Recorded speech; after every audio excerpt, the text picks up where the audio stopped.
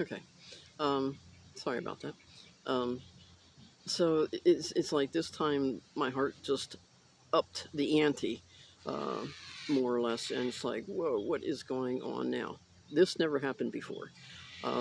You know, what's going on? Will it happen again? Um, will I die the next time it happens? Um, what's going on? Well, nobody can really answer that for you, um, because they don't know either. I don't know. My heart knows, but um, nobody knows. They can't tell you for sure if this will happen again.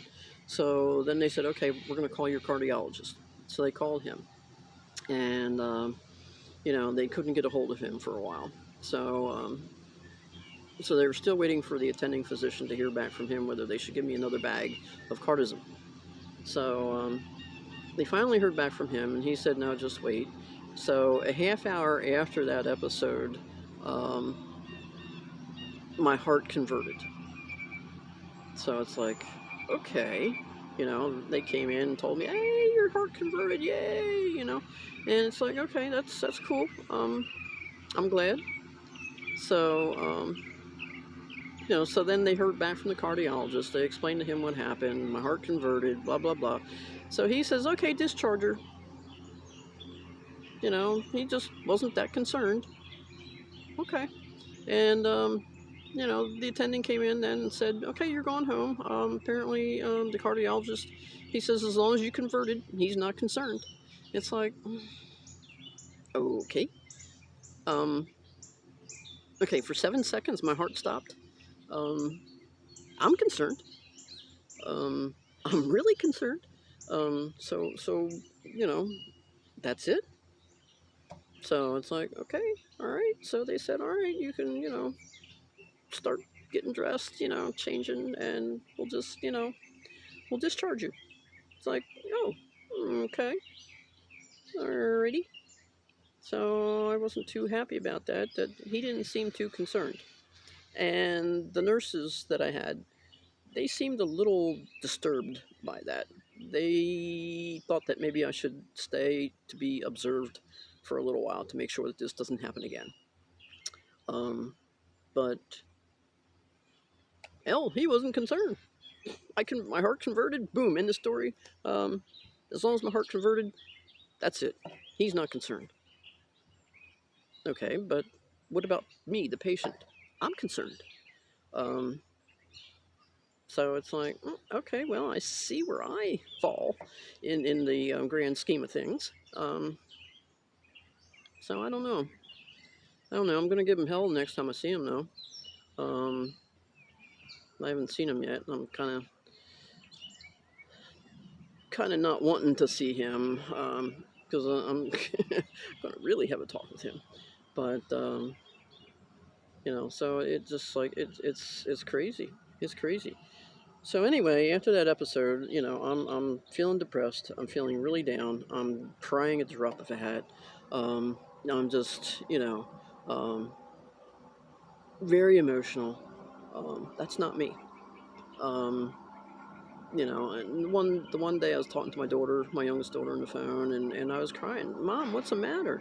I said, I'm getting tired of this. I'm just, getting tired of this. It's frustrating. It's very frustrating, this condition, especially as many times as I've been to the hospital. It's frustrating because you're tired of it, and you're tired of the fleckenide that makes you feel really tired, and you're tired of that, and it's like you're just tired of everything. You're tired of going to the hospital. You're tired of you're tired of everything, and I just started really feeling bad, and I reached out and through work and started talking to somebody um, over the phone, but so I started talking to somebody. Um, I really needed some kind of help at that point, um, because I was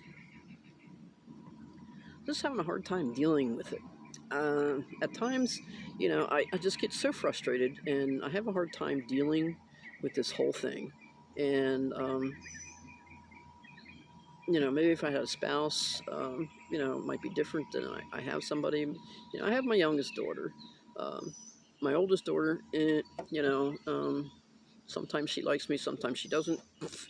But my youngest daughter, she's there for me. She lives an hour away, and she tries to help.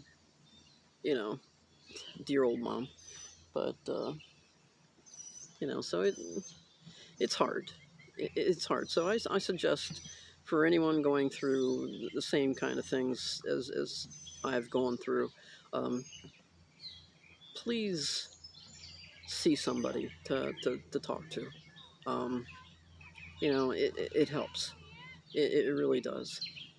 Because I was just, like I said, I was just feeling frustrated all the time, just tired of everything. Um, and I can very easily see why people that have health issues, really bad health issues, I can see why some of them would think about committing suicide. Um, you know, Not me. I want to live. I want to live for as long as I can.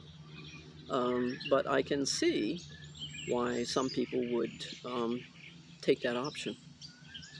I could never do that. Number one, I don't have the guts to do that. Number two, I don't want to do that to my family. Um, my family's too important to me. I have grandkids. I have two daughters, three grandkids. I don't want to do that to my family.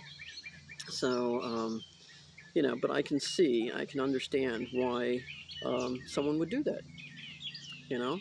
And if you feel like that, that, you think you might be better off just, um, doing that, committing suicide, seek help. Seriously. Go talk to somebody. Like I said, I've been talking to somebody. It's helped. Um, you know, so now I'm not feeling as depressed as much. Um, so I'm feeling a little bit better, and I'm hopeful for the future. I'm hopeful that after I'm allowed to go off the fleckenite, I'm hoping that that will be it, and I don't have to take it anymore. Um, and I'm hoping that the rest of my life is uneventful. Um, so we'll see. We'll see. I just want to live for a while. My family, most of the members of my family live to be 80. So I want another 15 years. Um, I've asked the Lord, to help me out with that. And so we'll see. We'll see what happens. But I'd like to be around for when my grandkids graduate from high school. So, I love my grandkids. I want to spend more time with my family. I've been spending a lot of time with my family. Through this ordeal, and even during COVID, we were our own little pod. My daughter and I, and her, my son-in-law, and the two grandkids. So we were our own little pod, um, so to speak. Um, so we've been spending a lot of time together. So I want to spend as much time with my family as I possibly can with whatever time I have left. Um, so that's basically about it, I guess. But yeah, it's hard. It's a hard thing to comprehend. It's a hard thing to understand for some people. Um, it just, like I said, it gets frustrating. Um, you get tired of all the medications. You get tired of the side effects from the medications. You get tired of the hospital visits. It just, it's not, it's not an easy path to be on. But I don't know, for whatever reason, we're on it, for better or worse. So, it's helped me to learn some things, and maybe that's why I just needed to learn some valuable life lessons. Who knows? Um, but that's the metaphysical part of me talking there. But so anyway, I hope that this has helped. If you have any questions or anything, feel free to ask questions or whatever. Just go to the comments below, and ask away, and I'll try to answer as many things as I can. Um, so if not, if I can't answer everything, I'll just tell you to ask your doctors. But So that's been my journey. I wanted to share it with everyone because doesn't seem to be enough videos or anything out there, enough information about somebody's firsthand experience in going through this. Um, there's things about this condition, uh, AFib, out there on the internet, but a lot of it is all ad based, so it's from the pharmaceutical companies, and I don't really like those companies. Um, they're out to make a buck. Um, and we're putting all these chemicals in our body, and you know, it's just the way it is. But there was only one like person on there that was giving his experiences with this condition. So I thought, well, there should be more. Um, you know, because everybody wants to hear somebody else's firsthand experience. Um, to kind of know what to expect, or um, just it would be helpful. So this is the purpose of my two videos. There might be more, I don't know, but this is all I'm planning right now. But anyway, so I wish you a good journey, and hoping everything works out pretty well for all of you. Um, spend more time with your family, and just make your quality of life better. That's what I'm doing. So I'm doing more, and I'm just uh, just trying to live the best life that I can with whatever time I have left. So because with this condition, hey, who knows? I could be dead tomorrow. So we just don't know how much time we have left. Everything I read on the internet, well, it could possibly be fatal. Yeah. Yeah, I kind of experienced that. 7 seconds where my heart stopped. So yeah, I know it can be fatal. Um, but so anyway, that's it. I hope that you've enjoyed the videos. I've hoped that maybe you've learned a little bit something. That that you're not alone out there in the world with this condition. There's lots of us out there um, going through this. So there are support groups online. You can look for them. I found a couple. They weren't really up to date. So it's like, eh.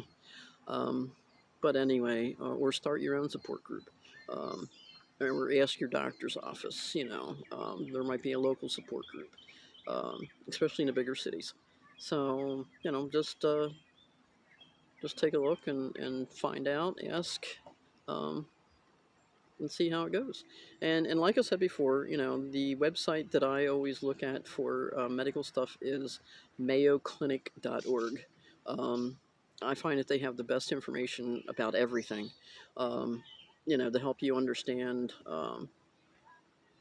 things about your body and things about this condition.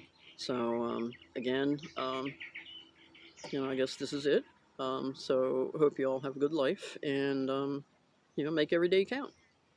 And don't think about the alternative. So, alrighty. Thank you very much for listening, and might see you again. Who knows? Thank you.